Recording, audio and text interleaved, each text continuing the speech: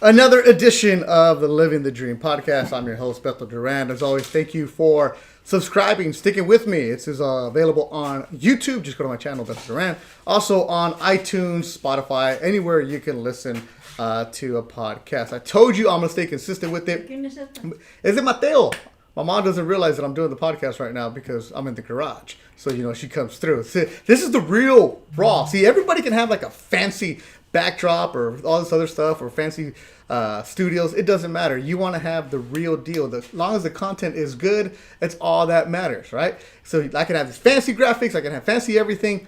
But if the conversation sucks, are you really going to stick around? And on Living the Dream, I know the conversation doesn't suck. It comes strong every single episode, and I'm doing it every single Monday. If you guys have an opportunity, go and check out the podcast I did with Mireya Villarreal from CBS Network News. I actually did 2 podcasts with her because she was so good the first time.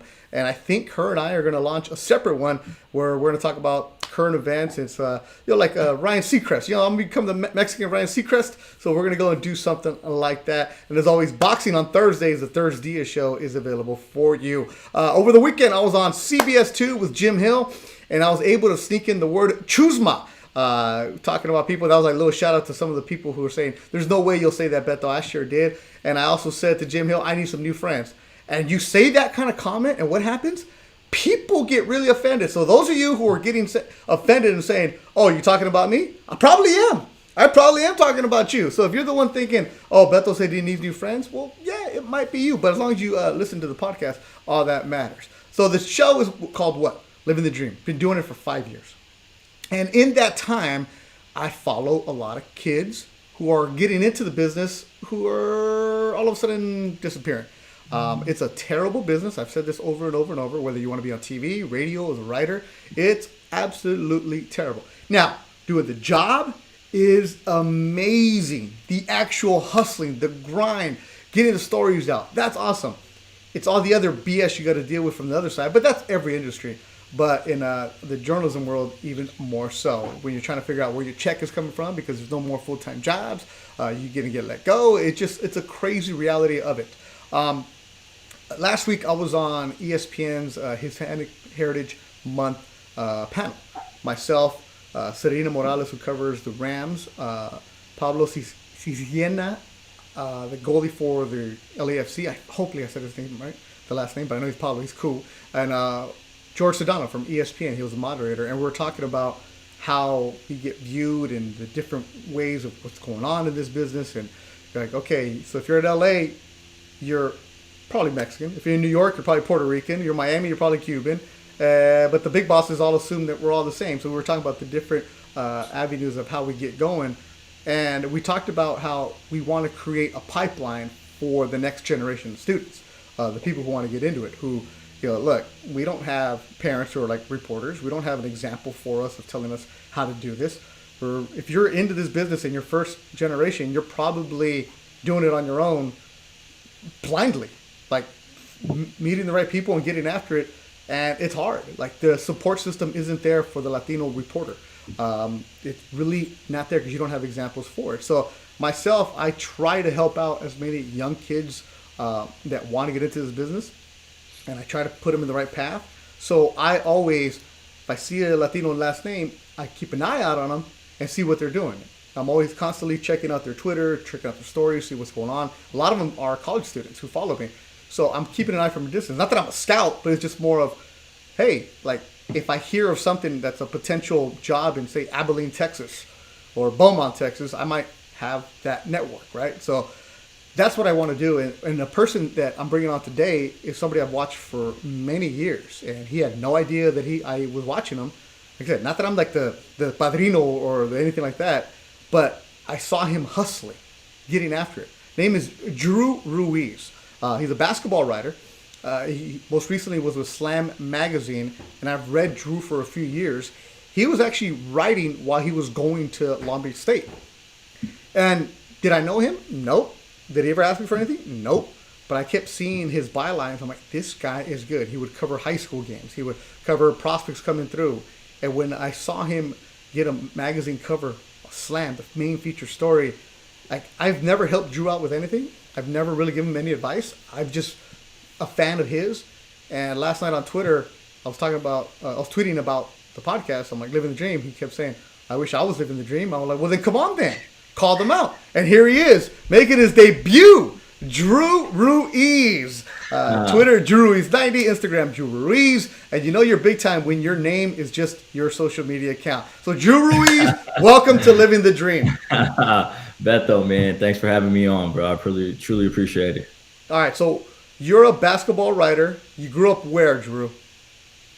So I grew up like in Echo Park, right? Like Echo Park, Silver Lake, right before, like way before it was gentrified. Before the hipsters.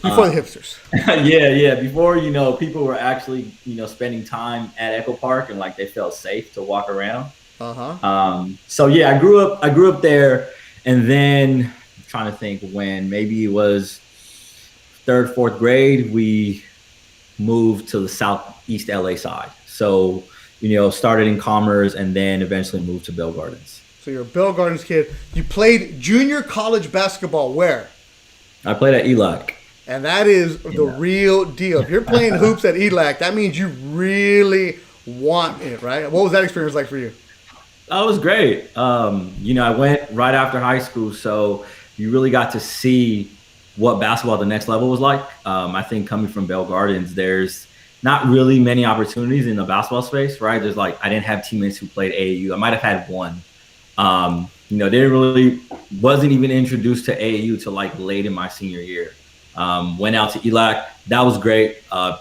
Met so many different players, met, amazing coaches. And even though my career didn't turn out the way it did, I kind of used everything I've learned through basketball and, just applied it to life. And how did you go from being a junior college basketball player to a basketball writer? Writing was just something that I've always done and I've always liked, but it was kind of like, I guess, a hidden talent that I never really did. I didn't write for the high school newspaper, but I loved doing creative writing classes. I love English classes. So once basketball stopped for me and it was kind of like, I'm trying to navigate through life and, hey, what's going to be my career journey? I was like, well, why don't I put in two things that I like and put them together and just, follow that. So once that happened, it was things just kind of came easy for me because I was able to tell a story and then I was able to explain, the game of basketball through my lens. So did you want to be a sports reporter as a kid? No, man. I didn't. Never. I just, honestly, it was kind of like, nah, I don't think it's for me. You see who would do it, right? And it was like, nah, we don't have anything in common. Yeah. But then you grow up and you start seeing Stuart Scott and guys like that. And I think that was probably something where I was like, you know what? I'm not some dorky looking dude. I know what I'm talking about. I can relate to the players because there's just so many things that we have in common. Mm-hmm. So then when I put two and two together, it was like, okay, I think I can make this work. But then when did you take a journalism class? When did you say I can do this? I think I was a few stories in at Slam, and it was kind of like, oh, I think I should take a journalism class. Wait, hold on. You were already writing about basketball, and you still hadn't taken even at ELAC, you didn't take the intro class? No. So then how the hell? Okay, good. Yeah, great. Sociology, that's a good basketball major. Now, how did you figure out that you could write? How did you even get a job? I think, again, it's connections, man. Connections are heavy in the business. Connections are heavy in life. And I think, I was in the basketball world and then I was in the sneaker world, right? So I was hanging out at sneaker shops. I had friends who worked at these said sneaker shops. And I think it was just combining both areas that I kind of just was like, I'm going to do it. So I had a little blog that was all sneaker and basketball related stuff. And then I got in contact with a senior writer at Slam. We chopped it up for a bit. He was like, hey, what do you want to do? What do you think you can do? Would you like to, do stuff for us? So, when the opportunity presented itself, I just took it. I was never like, oh, well, I don't have journalism experience, so I can't do it. Like it's sink or swim, Ben, and I'm still swimming. Okay, so you went and said, "Hey, let me go somewhere where nobody's at." You started writing about sneakers and the basketball culture. It was more so. So if first it started off as sneakers, because I was like big into like following sneakernews.com and Hypebeast. So I loved all the event recaps that they used to do. So I was like, let me just do my own, my own event recap. So I take photos, I do like a little blurb, and it was like real easy at the time, right? Because it was all I had to do was just tell people like where I was at, what was going on and stuff. But I didn't have like the quote unquote formal journalism experience Okay, so till after then. what made you say I need to start a blog though? What year was this? This before like Instagram or what? This was what was it? Probably 2012. Okay. Instagram had 2012. just started. Yeah, like I think Instagram was like super barely in like its early stages. So I was working like a dead end 9 to 5, man. And I was doing this on the side. I just wanted to take my mind off it. So, I launched this blog and I was just like, this is basically going to be my portfolio at the time. I didn't know that, but that's how I saw it, right? It was, so going back, it got into the hands of a senior writer at Slam, and, we chopped it up for a bit. He was like, again, what do you want to do and stuff? He's like, you have the potential, like the writing's there, the connections are there, the knowledge is there, but it's like, do you really want to make this jump and make this, your life basically? So I think when I found like that extra push of like motivation, I kind of changed my whole mindset. And things just took off. And then from there, you're doing your blog. You're doing it for free, right?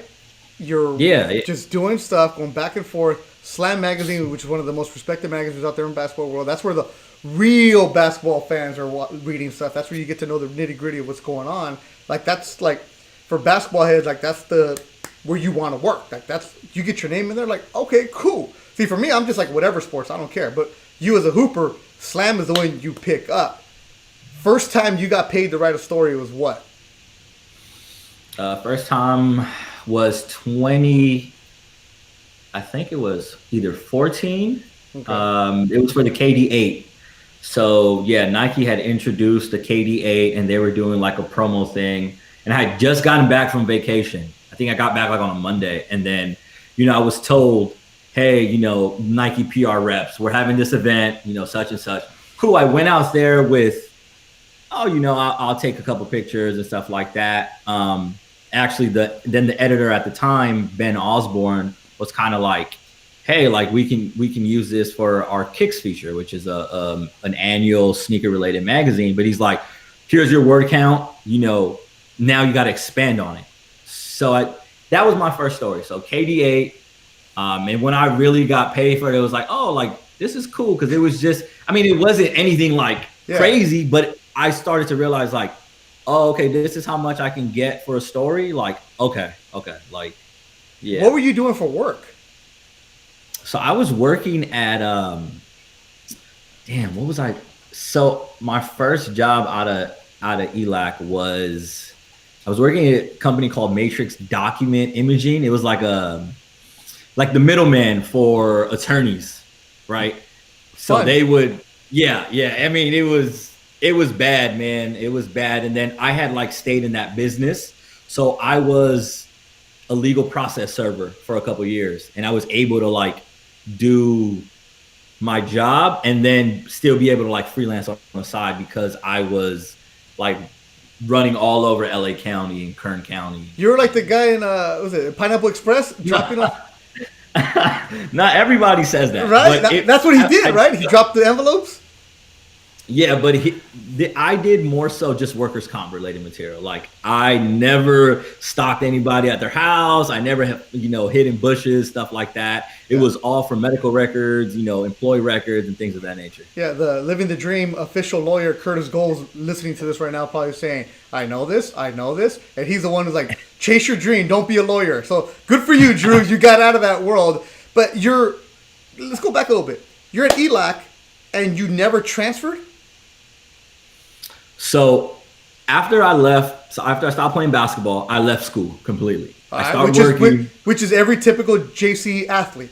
If they don't transfer, they're like, just like, I'm done. I was off it. I was like, I'm not playing basketball. There's no need for me to go to school. Like, whatever. I start working for a bit. Then I start to see that daily grind, and it was like, you better, like how they say, my grandma says, like, ponte las pilas. And that's like that little spark lit up. So that's when I launched the blog thing. And then I was like, well, I got to go back to school. I have to be able to find time, but my schedule was tough at the time. So it took a while, but I mean, I went back and did it. Yeah, you did. You graduated from Long Beach State. I actually spoke at a class you were in with Gary Metzger. So it was good, but you're working.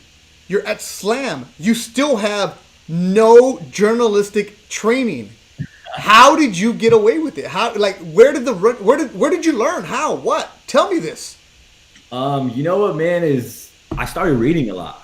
I think I was just big on, I've always been a sponge. I've always been someone like, I'm going to soak up all the knowledge. So I would read a lot of articles. I started off reading a lot of sports articles, and you start to understand the flow, right? You start to understand what they're trying to tell you, like first couple sentences within a story, what it's about, and they just walk you through. And that's what worked for me, right? Like, I didn't know what the inverted pyramid was for a minute, but I was already like writing stories. So it was, again, man, it was just like sink or swim. That's the same thing with me though. Like, you didn't realize you were doing it because through osmosis, like when I took my first journalism class in college, my 4th year at junior college, El Camino, the professor was like, "You're a good writer." I'm like, "I am?"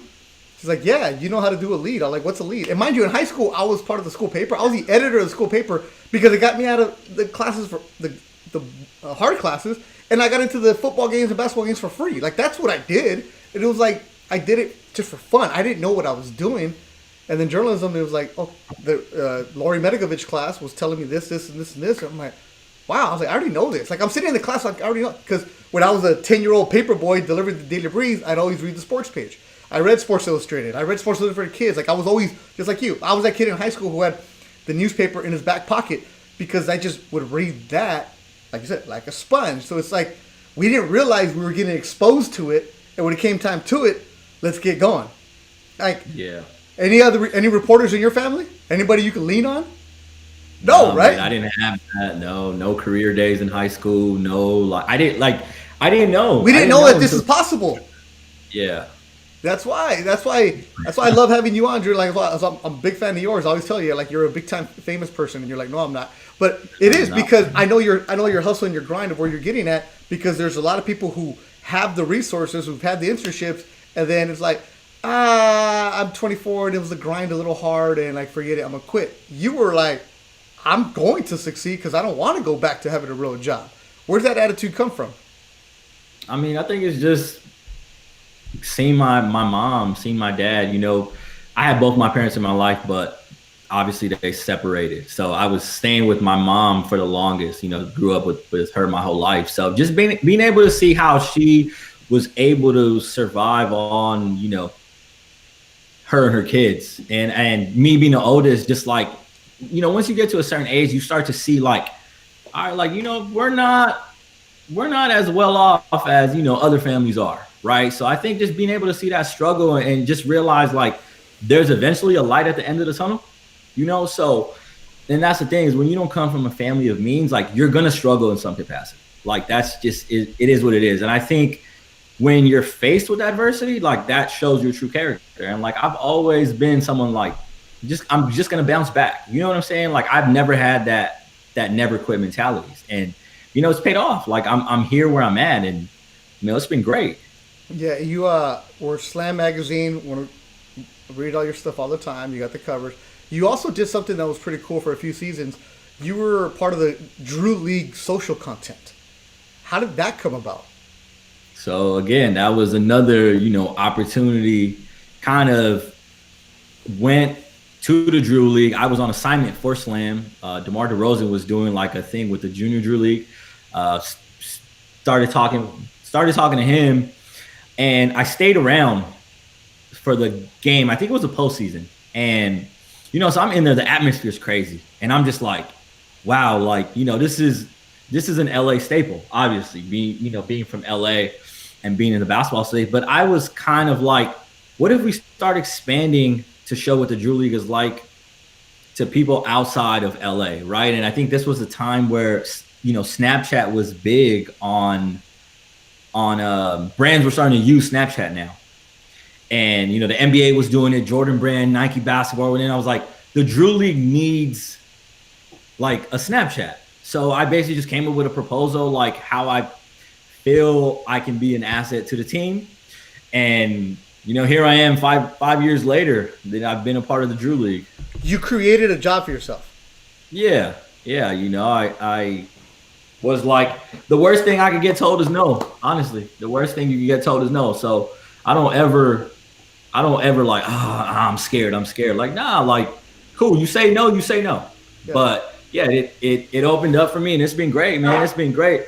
I get paid to do basketball things, and I think that's something that I'm truly grateful for, because I know the jobs that I used to work, and it's like I'm not going back to that. Yeah, the Drew League is a premier summer league that's played in Southern California. You'll have overseas guys, college kids, and then some pros will play in it, and it's blown up. And it's Nike's a big corporate sponsor with it now. The games are free. I've taken my kid, I've taken my tail. We're going there. Manny Miranda from Nike would hook us up with like gear, and it was like cool. It feels like a good atmosphere, and you can spend all day there. And part of the reason why the Drew League has blown up is because of the social aspect of it. They don't show their games on TV, but you and your team would put out the Snapchat, put out the Instagram, put out the tweets, and you're following along. And it wasn't, what I liked about it wasn't like, oh, this team won this score, like boring, generic. It was like you're showing the personality of these players, of what's going on. And you said it.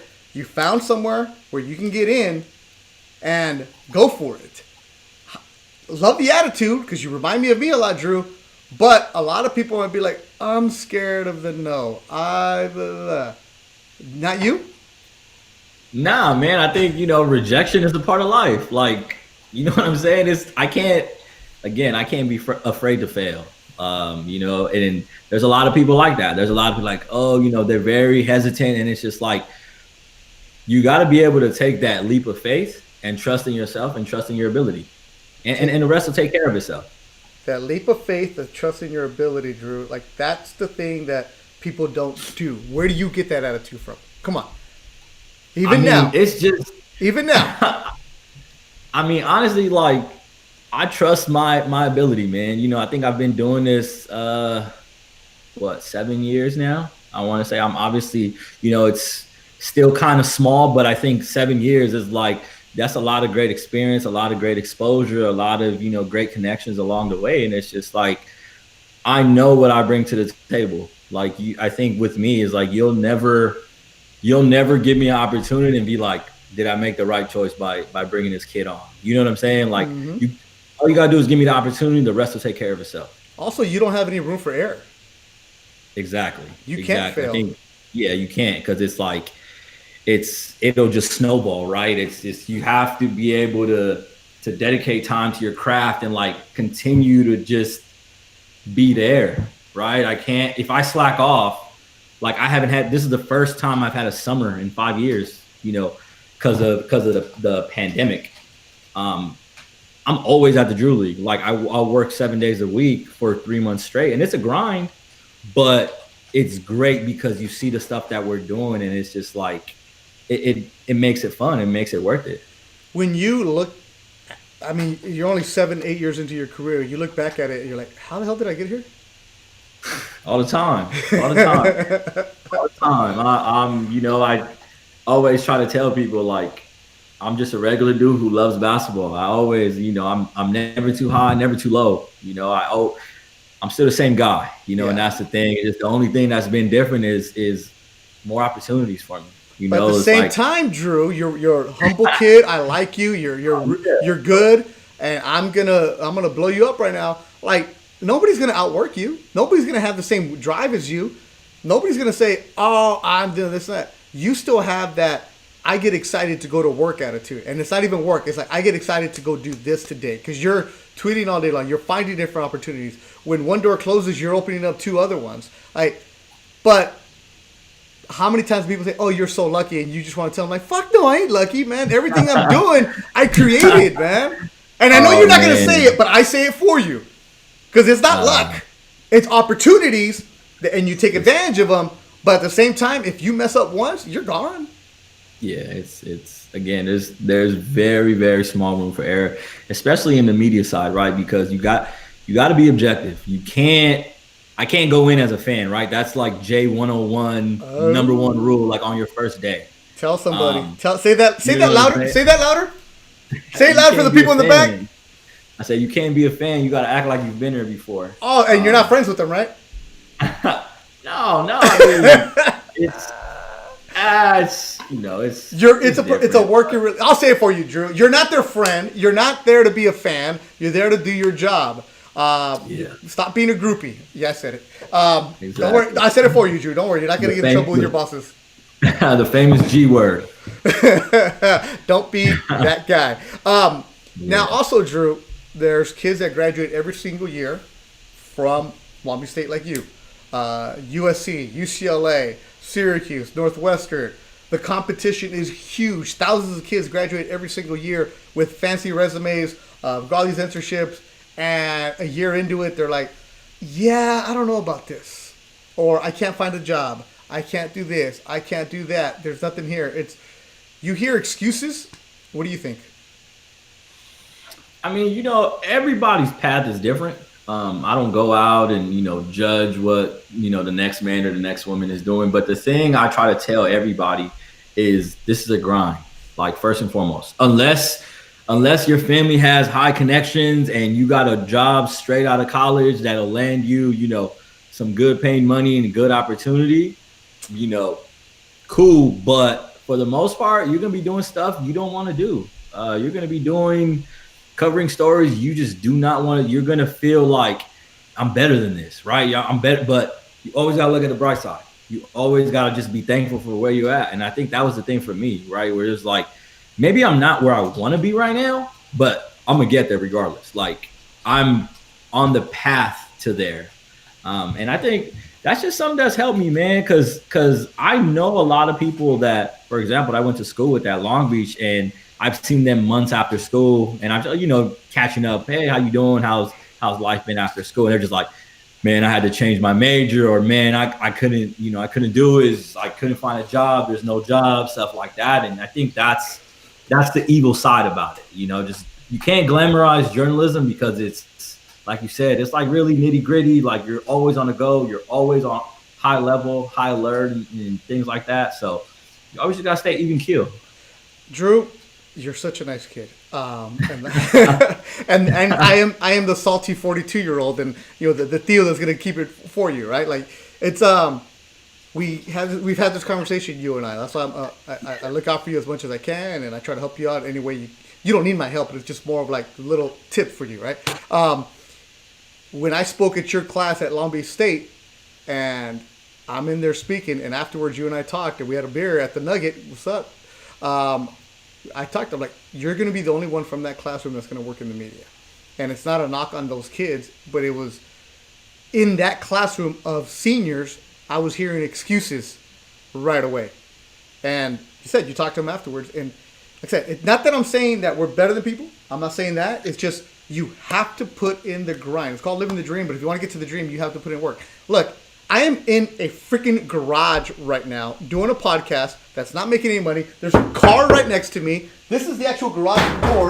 But what am I doing? I'm grinding to make it happen, because if you're out of sight, out of mind, then you're not going to get anything, right? You have to constantly be putting in that work, because I'm betting on myself that this is going to launch into something else. This is going to go after it. I'd rather fail and fall on my face instead of sitting back and going, there was nothing there for me. It didn't happen. You've had creative opportunities to do other stuff. You were part of the Twitter account NBA Bubble Life.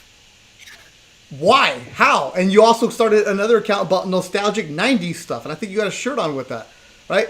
It's about creating different opportunities for yourself, right? Yeah. So, I mean, I think the thing that's always helped me is I'm always kind of looking for the next thing. I don't like to be stagnant. That's just something I can remember as, being a little kid. I hated routine. I hated, doing stuff. So I always just like to stay busy. So the bubble life, that was something with friends that we started. It was a tough time because there was no sports. Everything was going on in the world, and we wanted to create something positive, being that the NBA was going to start back up. So we launched that, and it took off, bro. Like, I didn't know it was going to take off like that. I think it would. I knew it would get some traction, but not the way we were able to do it. And again, that's just, 2020 has just been real crazy in general. So, NBA Bubble Life has been great. It's a great account. Like, we've been able to do fun things, and like, I can sit back and just say, I'm one of the guys who got JJ Redick to shotgun a beer, like this little next from Bell Garden. What I'm saying? For those who don't know, do tell. About that? Yeah, how'd you get JJ Redick to shotgun a beer? So JJ was already following us, and he posted something he was at the golf course, and he posted a water fountain, and I guess the water fountain was closed, and he was like, "Oh, at least I got option B," and it was a Bud Light. And I just happened to see it right then and there, and I was like, you know what, like, let's see if he responds. So I was like, hey JJ, how many retweets to get you to shotgun a beer? So he hit us back and was like 10K by 4 p.m. tomorrow, and it was like 24 hours, and I was like, 10K, that's it? Like, bro, we're gonna get that. So we ended up getting it, bumped up the tweet and was like, hey, what's up, JJ? Stuff like that. And next thing I know, he sends a video of him shotgunning, and it just it snowballed. It was like all over, TV, Twitter was going crazy. And then it was like other NBA guys, they started doing it. And that's another example of finding something where nobody's at and creating opportunity for you. You guys got featured in which newspaper? We got featured in the LA Times, the New York Times, Forbes, Yahoo. Forbes, CBS. Bro. Forbes. Rich people. I came out, yeah. The rich people newspaper. I came out in Forbes, and I'm not even rich. Like, you know what I'm saying? So it's just funny to look back. I think it was cool because, just being a hometown kid, it was like seeing my face in the LA Times was great. It was kind of surreal, but then it was just like, this is something me and my friends created. We got all this pub by just being ourselves. And that's what it is. It's never wait for an opportunity. Create it for yourself. He created a Snapchat account for Julie, got a job. Created a NBA Twitter account, got a job. All kinds of things. And that's that hustle, that attitude you got to have at all times. Right, Drew? Yeah, it's like I said, man, you can't be stagnant. That's one of the things, especially, going back to this whole year, these last 7 months has just been crazy for not only myself, but for everybody. A lot of people losing their jobs. A lot of people, it's been so tough, but how do you try to stay, level-headed and try to push through? Because this isn't going to be forever. No. This is temporary, hopefully it's up within a couple months and we're quote unquote back to, normal. But you got to just find opportunities, and I think we were able to do that because we had so much downtime. You find the opportunities, keep going. And one of the things that, if you follow Drew's account, is he's still involved in the sneaker world. Like, I don't know anything about it. I got, how many basketball pairs of shoes do I have? I have 0.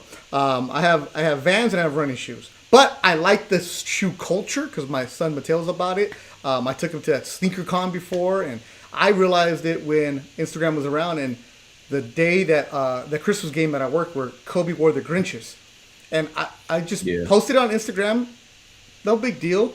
And all of a sudden my account blew up because Nice Kicks, that's the account, picked it up. I'm like, what's going on here? And then that was when players were still like not really into their own brand on social media. So I remember Nick Young say, hey man, take a picture of these, post it. I'm like, all right, cool.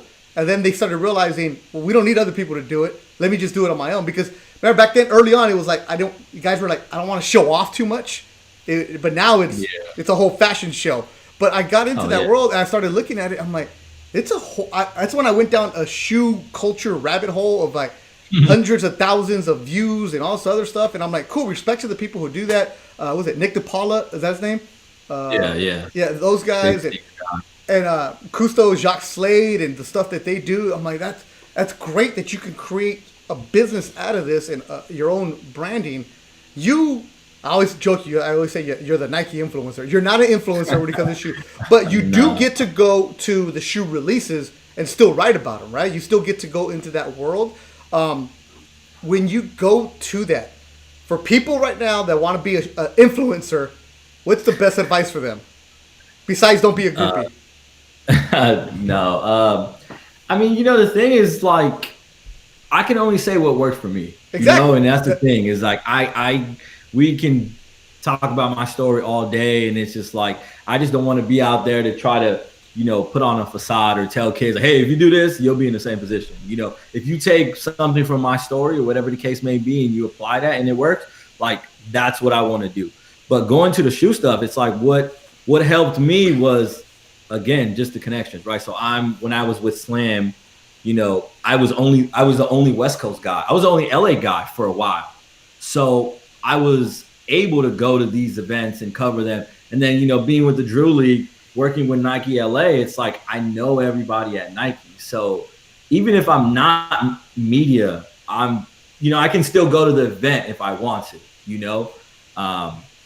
So, I mean, yeah, I don't know if that answers your question, but it's when you go to these things, you're not a fan. You're there to do a job. Oh, yeah. I mean, I think that's the thing about being in media is that, you're kind of given a first look at something because you're in charge of distributing out, right? So it's like I always used to tell myself, like, people aren't inviting me because I'm Drew Ruiz, this famous guy. Like, they need me there. Like, they were like, hey, you know what? Like, let's invite Drew, just invite him. Like, yes. No, I was doing a service, right? I was going, I was trying on these shoes and I was writing about it to get the news out. Yeah, and also don't ask for free stuff. Yeah, I think that's something that it's the misconception of it.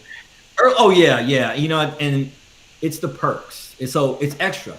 I've never been like, oh, mad because I didn't get anything, or oh, I should have got this, because once you go expecting stuff, like, nothing good happens. I'm extremely grateful that I'm able to get all these shoes. I kind of wish I was doing this like when I was at ELAC, because that's when I went through the most basketball shoes. Like, right now, it's like I rarely play basketball. I have so much stuff. I try to kick them down to the kids that I coach. Yeah. Some of my younger boys, because it's like they're not really doing anything collecting dust here at the house. Yeah, it's you're there, as you said it. You're providing a service, and that's you might gotta look at it. I always get asked this question when I go to high schools. It's, how do you become an influencer? How do you get a shoe thing? Because that's what kids see, and it's like, and I always tell them, like, one, I don't know that world.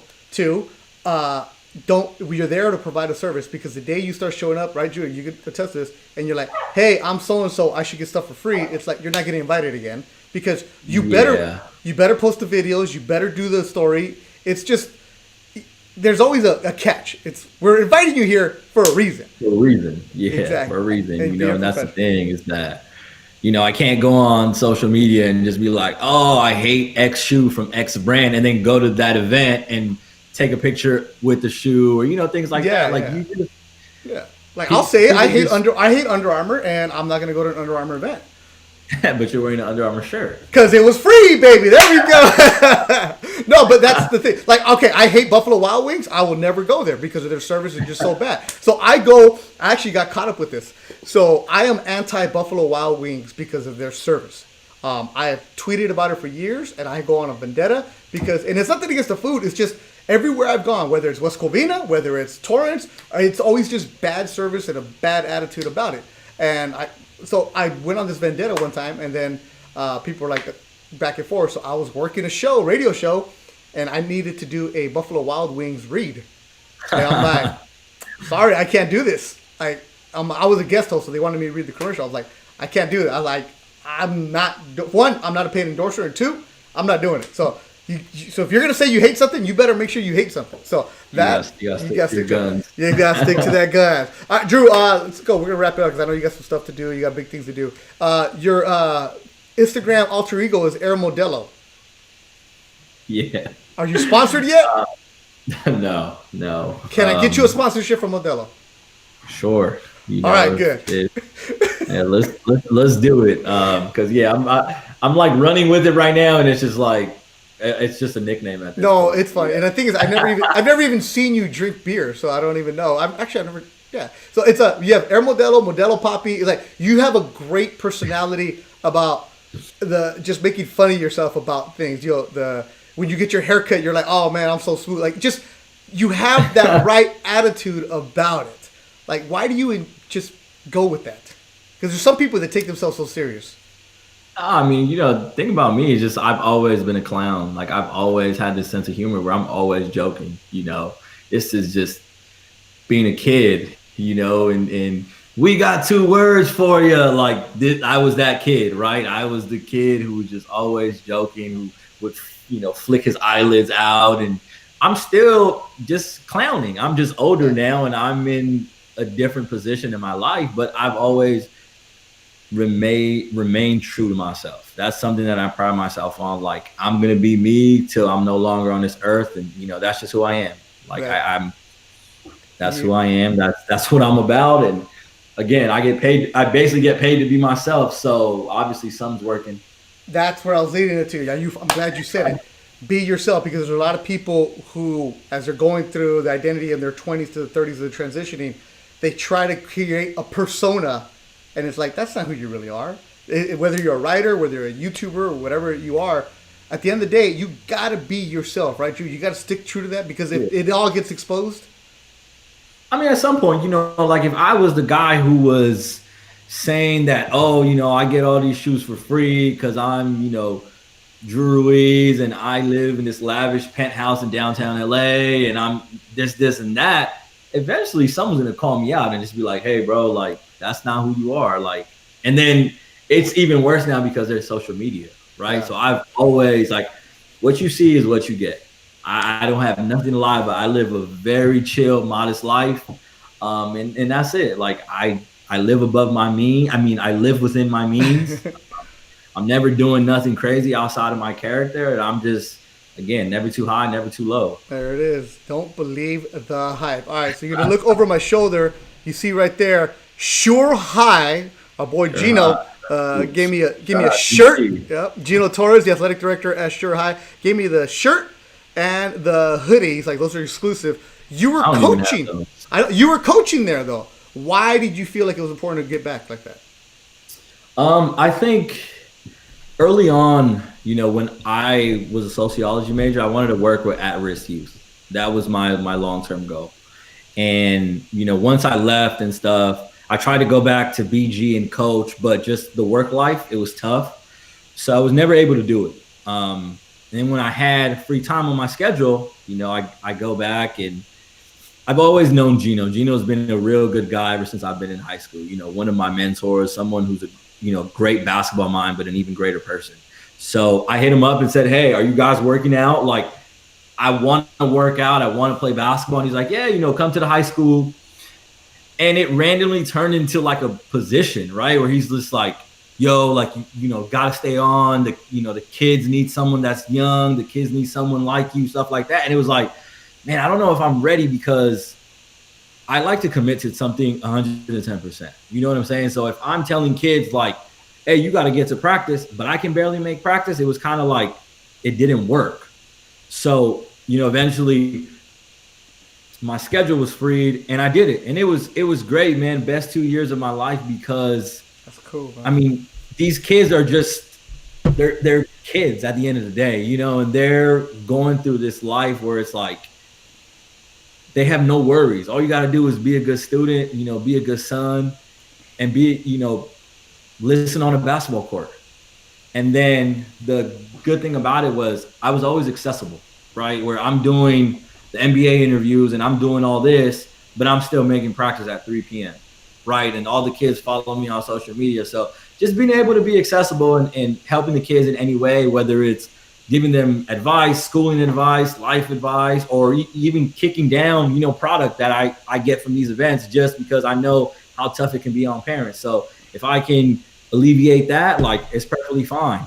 Yeah, it's that's Well, I was leading to there because I saw that. I went and spoke to Shore a couple years ago. Your boy Bassi Loera, Yeah. right? He was there playing, and I spoke to the team, and Rick Ronquillo was there, and it was cool hearing from them, but also knowing that this is the main reason that I only speak at LA Unified Schools, where you speak where the kids look like you because you want to be the role model for them and be that example of like, look, you might not be into the media, but what's going to stop you from being an astronaut, a lawyer, a doctor, a president, whatever it is, because you can have somebody who's doing something at the next level. And that's why I commend you for what you did there. Now, this is getting to the Latino aspect because you're not Mexican, right, Drew? So my dad's Ecuadorian and my mom's Mexican. There it is. So Yeah. right? So everybody right assumes it. Ecuadorians, not many of you, bro. Yeah, no, it's always like every time I run into an Ecuadorian, and I mean, I haven't really met that many in LA, but every time I do, it's like the Spider-Man meme where we're just like, oh, you're Ecuadorian too? Oh, for real? Like what part of town, where your family from? Yeah. There's more Ecuadorians in New York. So every time I meet someone from South America, especially Ecuador, it's kind of like we here, dog, but also it's like, I'm Mexican too, so it's kind of just being able to be someone that if the kids look up to me and the kids want to come to me for advice, like I want to let them know like, hey, you can do it too, right? Like don't let nobody tell you can't. Do you know that you're a role model, Drew? Honestly, I try not to like fully accept it, but I think coaching wise, like to get stuff from the kids and be like, coach, I appreciate you doing this. Like you don't know how much it means and stuff like that. I think that's the most rewarding part. You know what I'm saying?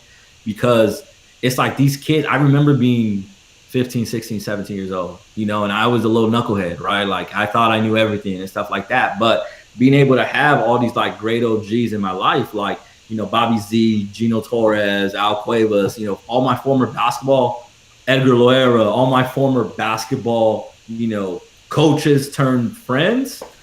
I mean, it's been great. You got to send the elevator back down because I'm transitioning to like the young OG phase right now. That's where I'm at. See, for me, it was Paul Gutierrez was covering USC basketball for the LA Times. And I remember reading, I'm like, wait, there's a Spanish surname in the LA Times? And I was like, wow. So when I met him, I was like, dude, you were the only Mexican byline in the LA Times. And he now covers the Raiders for ESPN. He does a great job with them.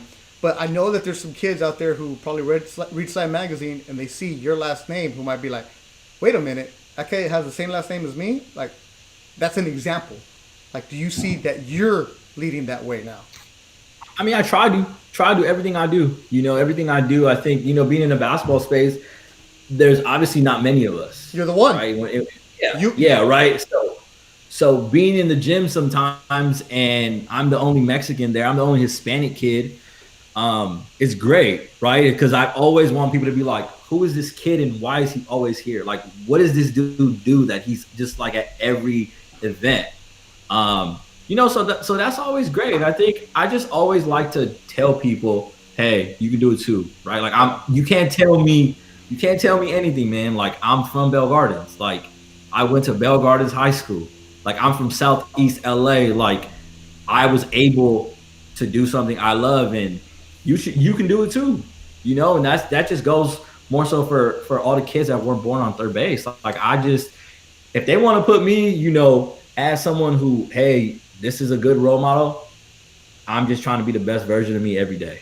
That's awesome, man. That's awesome. And you're doing it. Drew Ruiz, make sure you guys reach out to him if you need some help, some advice. He's going to give it to you because I told him he's going to.